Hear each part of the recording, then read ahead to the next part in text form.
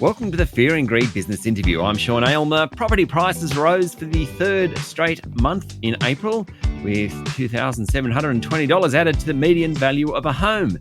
A lift in values was recorded across every capital city, and the market could be set for an even bigger boost, with the Reserve Bank widely tipped to cut interest rates when it meets later this month. And there might be another cut or two later in the year. Tim Lawless is Head of Research at Cotality, formerly CoreLogic. Tim, welcome back to Fear and Greed. G'day, Sean. Thank you again for the invitation. Take me through the April numbers. Were you surprised how broad-based the increases were across the capital cities and the regions, for that matter? Yeah, this is a remarkable result. We haven't seen every capital city and every regional market up in value over the rolling quarter, or for that matter, the year to date, for a long time. There's been a lot more diversity in the market than this. So, yeah, even though this is a very broad-based positive result, it's definitely not shooting the lights out. Like a 0.3% national rise in values, following a 0.4% rise last month and 0.3% in Feb.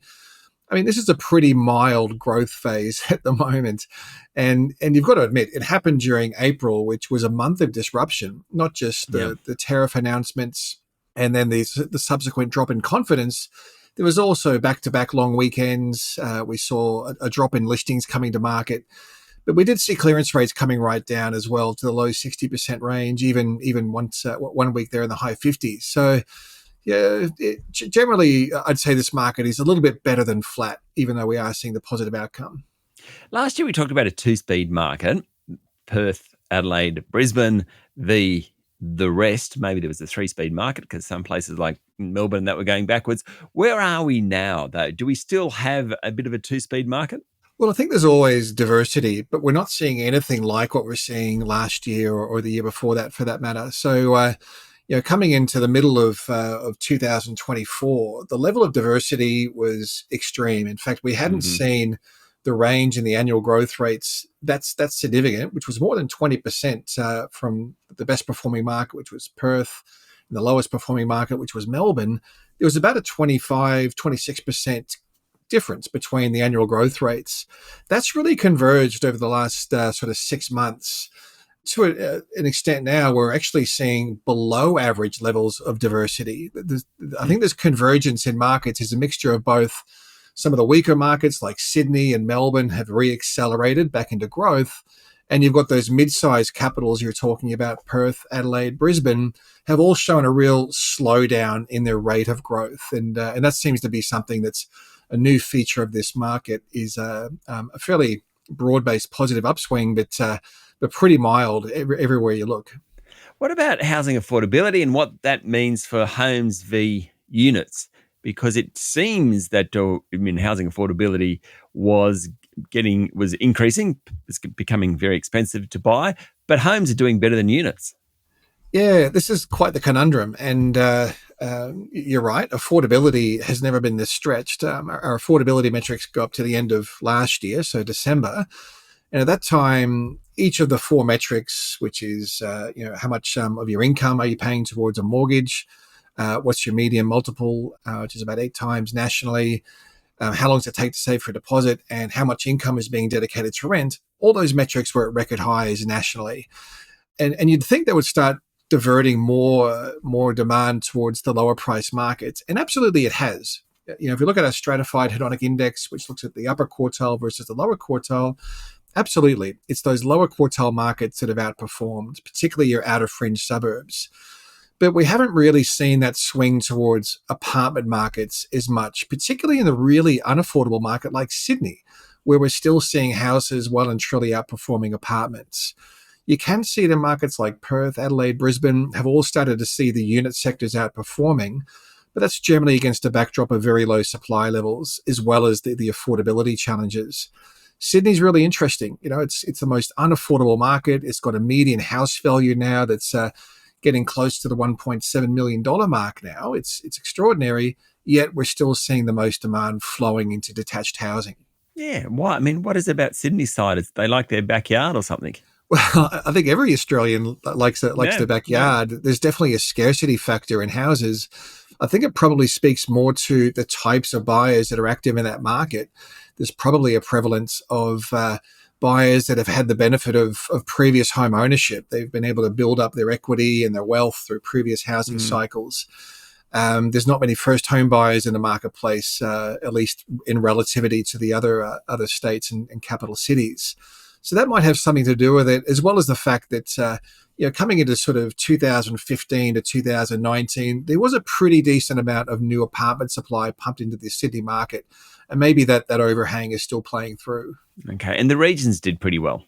Yeah, the regions are still outperforming the capitals. Not as much as they were through last year, but we're still seeing this outperformance. But it's not your usual suspects, as we say. If you remember through the pandemic, we saw the same trend where the regional markets were a lot stronger than the capitals.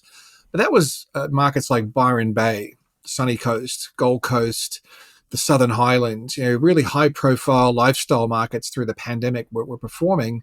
Whereas now it's very different. It's markets like Geraldton in WA, it's Townsville, Rockhampton, Mackay in Queensland that are really leading that regional growth. We're seeing housing values in each of those markets rising by about 20% or more per annum, which is quite extreme, but off generally a pretty low base. And they are typically very affordable markets that also have quite strong regional economies. Tim, I want to talk to you about interest rates and what that means for the market. We'll be back in a minute.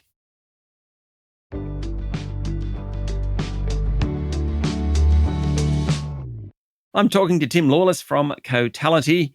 If the Reserve Bank cuts interest rates on the 20th of May, which most people think they will do, what's that mean? Well, firstly, do you think they will, and what's it mean for the market? Yeah, I definitely think they will. I think the 50 basis point cut that a lot of economists were looking for and the markets were pricing in seems to be more remote of a chance now.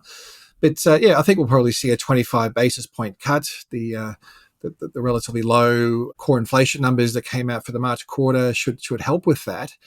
And obviously, lower interest rates are a real positive for housing markets. It provides a direct improvement to serviceability and borrowing capacity.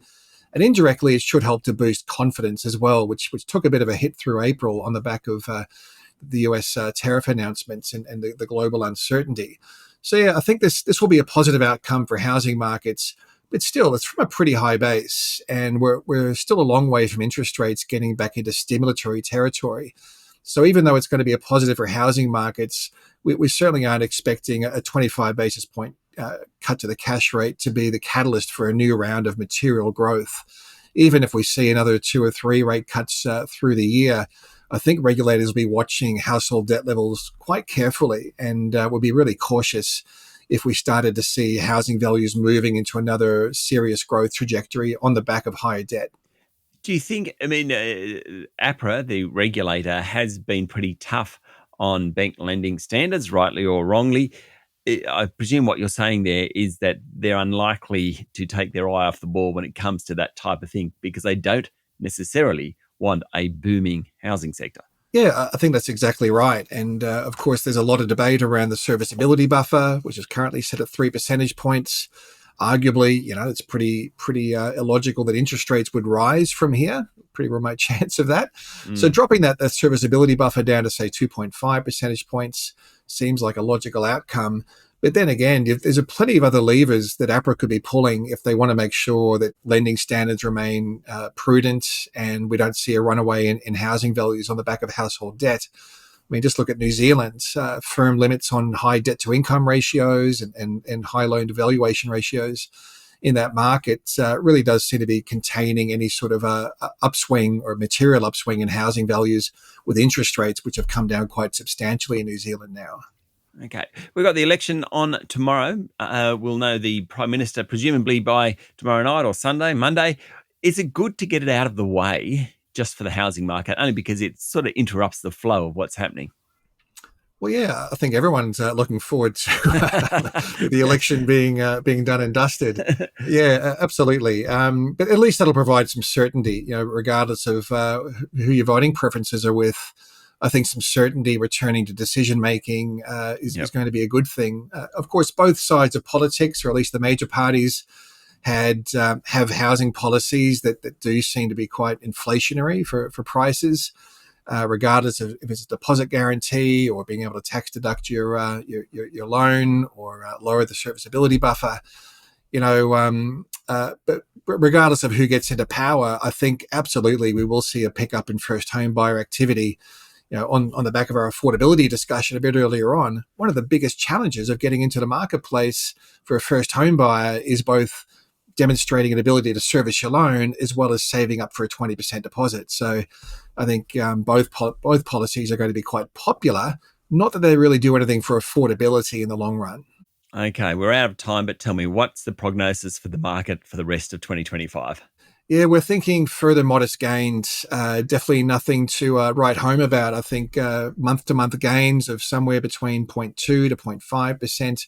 Annualize that out, you're looking at low single-digit growth over the year, which I think, considering where we've been the last 5 years, is going to be a fairly realistic outcome. And I think the last thing anybody wants to see is affordability worsening from here. Tim, thank you for talking to Fear and Greed. Absolute pleasure. Thank you. That was Tim Lawless, Head of Research at Cotality, formerly known as CoreLogic. This is the Fear and Greed Business Interview. Join us every morning for the full episode of Fear and Greed, daily business news for people who make their own decisions. I'm Sean Aylmer. Enjoy your day.